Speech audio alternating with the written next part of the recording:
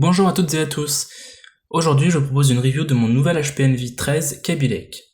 C'est un ultrabook haut de gamme de HP sorti en octobre 2016 et disponible en plusieurs modèles. Il est disponible en version Intel Core i5 ou Intel Core i7 Kaby Lake basse consommation, avec de la RAM allant de 4 Go jusqu'à 16 Go et un SSD allant de 128 Go à 1 Teraoctet. Le modèle qui va nous intéresser aujourd'hui est l'un des plus hauts de gamme de tous, le AB014NF. Il est équipé d'un i7 7500U, de 8 Go de RAM DDR3L soudé, d'un SSD M.2 NVMe de 512 Go ainsi que d'un écran IPS QHD+ brillant. Il est vendu actuellement 1200 € hors promotion, mais je l'ai acheté pour seulement 900. Le HP Envy propose également un écran Full HD Mat sur certains modèles.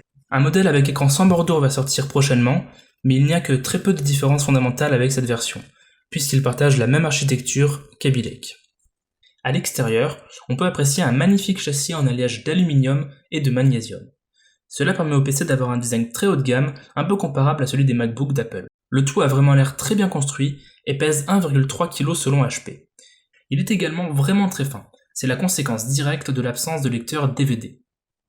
Il rentre très facilement dans un sac et est donc très pratique à transporter. Sur la tranche droite, on a un antivol, un slot micro SD, un port USB 3.1 à 5 Gb par seconde type C et une prise jack. Sur la tranche gauche, deux ports USB 3.1 type A 5 Gb seconde, dont un à charge rapide, un port HDMI 1.4, un indicateur de charge et enfin le port de charge. Concernant les ports USB 3.1, le classique est capable de recharger mon iPhone 7 à 0,5 A, soit la vitesse normale de l'USB 3, alors que le second envoie 1,5 A, même lorsque l'ordinateur est éteint. C'est comparable à la plupart des blocs chargeurs et c'est vraiment très pratique. À l'arrière, on retrouve une charnière brillante affichant le logo Envy et deux supports en plastique. Cette charnière permet à l'ultrabook de se soulever quand on l'ouvre pour laisser passer l'air, mais ça ne fonctionne pas sur une surface non solide comme une couverture par exemple. Le dos quant à lui montre le nouveau logo HP brillant lui aussi. En parlant du dessous, rien de spécial à noter si ce n'est des supports en plastique et une entrée d'air. Le châssis est très peu flexible, que ce soit au niveau du clavier ou de l'écran, ce qui renforce vraiment cette sensation d'avoir entre les mains un produit haut de gamme. En parlant du clavier justement, il s'agit d'un clavier chiclette rétroéclairé très agréable à utiliser avec une profondeur de 1,2 mm. Par contre, j'aurais préféré un rétroéclairage à plusieurs niveaux et qui n'a pas autant de fuite de lumière. Le bruit est convenable, je vais vous laisser écouter.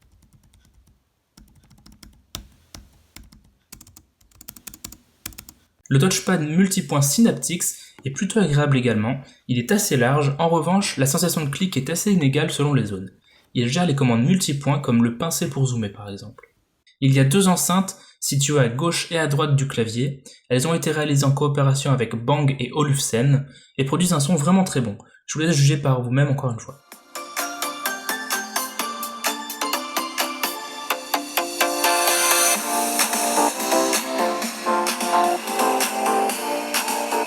Voilà pour la partie inférieure. Passons maintenant à une partie intéressante, l'écran. Pour ce modèle, il s'agit d'un écran IPS brillant de 13,3 pouces, dit QHD+, d'une définition de 3200 par 1800, soit une résolution de 276 pixels par pouce, ce qui est dans la moyenne très haute des ultrabooks, dépassant même le MacBook Pro 13 qui propose seulement 227 pixels par pouce.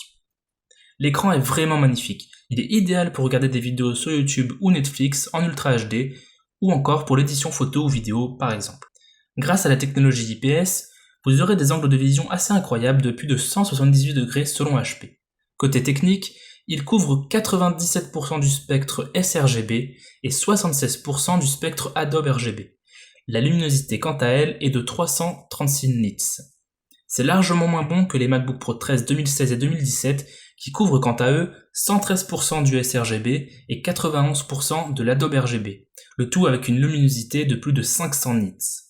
Son seul défaut est d'être brillant, ce qui peut gêner si vous êtes à l'extérieur, bien que même en plein soleil je n'ai pas vraiment eu de mal à écrire sur Word, la luminosité étant quand même relativement forte. Niveau vidéo, on a une webcam de 1,3 mégapixels 720p et deux micros. Du classique, ça servira uniquement à dépanner en cas de besoin. Voilà pour tout ce qui est extérieur. Passons maintenant à l'intérieur de la machine. Il est équipé du tout dernier Intel Core i7 7500U, cadencé à 2,7 GHz et pouvant aller jusqu'à 3,5 GHz en mode turbo.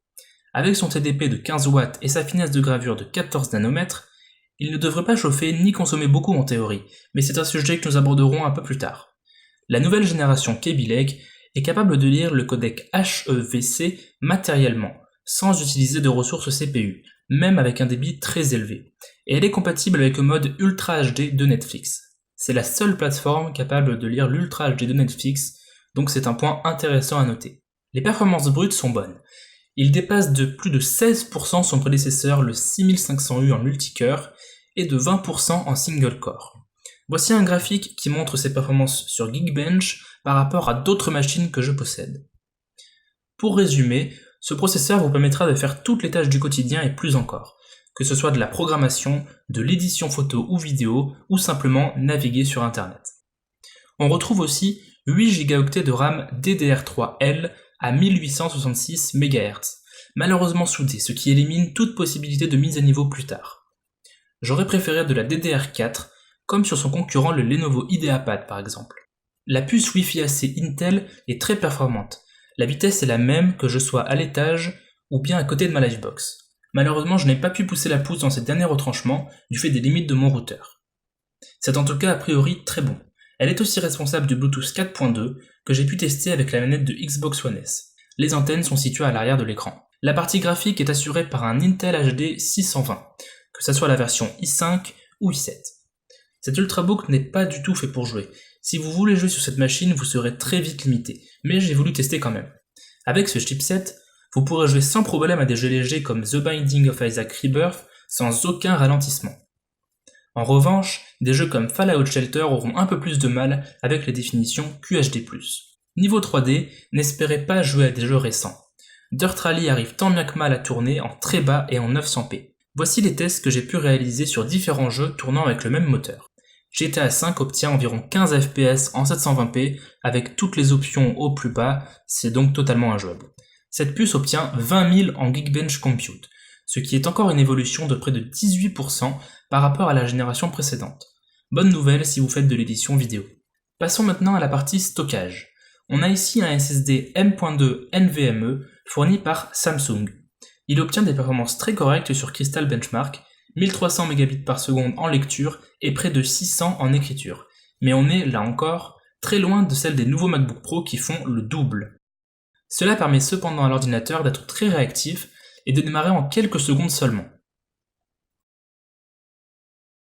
La sortie de veille est aussi très rapide, comme vous pouvez le voir. Passons maintenant à un point important, l'autonomie. Il a une batterie 3 cellules de 57,8 watts par heure, avec un système de recharge rapide. Selon HP, elle peut aller de 0 à 90% en 1h30 seulement. J'ai constaté une charge de 6 à 100% en 2h08 selon les estimations, plus ou moins pareil en réalité. Pour tester la batterie, j'ai lancé un film sur Netflix via Chrome avec le Wi-Fi activé, le Bluetooth désactivé, la luminosité à 50%, le son sur écouteur à 50% également, et le rétroéclairage du clavier éteint. Il a tenu tout juste 6 heures, ce qui est vraiment peu si on compare ça au MacBook Air 2015 d'un ami qui a lui tenu 9h30 sur le même test. Mais pour remettre ça en perspective, il faut noter que le MacBook Air n'a pas un écran d'une aussi bonne définition. Ce n'est pas un test très scientifique, mais ça donne une idée. Pour une utilisation normale, vous aurez entre 7 et 8 heures de batterie environ. Voilà, j'aurais pu terminer ma review sur ça et vous conseiller cet ordinateur, mais c'est pas ce que je vais faire. Celui que j'ai reçu avait un problème, et un gros problème, si bien que j'ai dû le renvoyer à HP pour me faire rembourser. C'est peut-être un problème isolé, c'est pourquoi j'ai décidé d'en parler à la fin, pour laisser le bénéfice du doute à HP. Laissez-moi vous expliquer. Comme je vous l'ai montré précédemment, le système de ventilation est assez innovant. L'air frais entre par le dessous et ressort par l'aération entre l'écran et le châssis. Seulement voilà, je sais pas s'il s'agit uniquement du mien, mais ça semble être un système peu efficace, et ça entraîne une énorme surchauffe ainsi que beaucoup de thermal throttling. Pour ceux qui ne savent pas ce que c'est, ça veut simplement dire que la fréquence du processeur baisse progressivement, plus la température augmente. Pour vous montrer ça, j'ai quelques exemples. Le premier est le plus frappant. Regardez ce projet Vegas. Quand je lance la vidéo, tout va bien, elle se lit à environ 30 images par seconde. Puis, au fur et à mesure du temps, la température augmente et la fréquence du processeur baisse, si bien que la vidéo ne se lit plus qu'à 6 images par seconde après quelque temps. Observez la température et la vitesse de lecture. il y a une corrélation directe. Autre exemple, en rendu cette fois. Au début, vous pouvez voir que c'est assez rapide, mais au fur et à mesure du temps, la fréquence baisse jusqu'à atteindre 1,4 GHz. On est bien loin des 3,5 GHz proposés. La différence de performance est telle que le rendu est bien plus lent qu'il devrait l'être. Sur une même séquence, j'ai comparé plusieurs ordinateurs, y compris des fixes, pour avoir un indice de performance. Voici le tableau de leur performance brute. Et voici le résultat du rendu. Le HP Envy 13 fait 31 minutes et 52 secondes. À côté de ça, un vieux PC portable de 2012 avec un i5 de deuxième génération fait près de 4 minutes moins. Pourtant, le i5 de 2012 est bien moins puissant, et ce n'est pas que Vegas. En test synthétique EDA64, la fréquence baisse également en fonction de la température. Vous allez me dire que c'est normal puisque nous sommes en été. Mais il ne faisait que 22 dans la pièce, et j'ai même essayé dans des environnements bien plus frais, pour obtenir un résultat au final similaire. Voilà, mis à part cette surchauffe, qui j'espère n'était qu'un défaut de fabrication, c'est un très bon ordinateur portable qui concurrence directement les MacBook Pro, avec une qualité de fabrication exceptionnelle. Je vous le conseille si vous cherchez une machine légère et puissante. Attention cependant, si vous souhaitez jouer, ce n'est peut-être pas l'appareil qu'il vous faudra. Je vous remercie d'avoir regardé cette review du HP Envy 13, n'hésitez pas à aimer la vidéo si vous l'avez aimée, à la partager et pourquoi pas même à vous abonner. Quant à moi, j'ai trouvé la solution pour rendre cet Ultrabook un peu plus frais.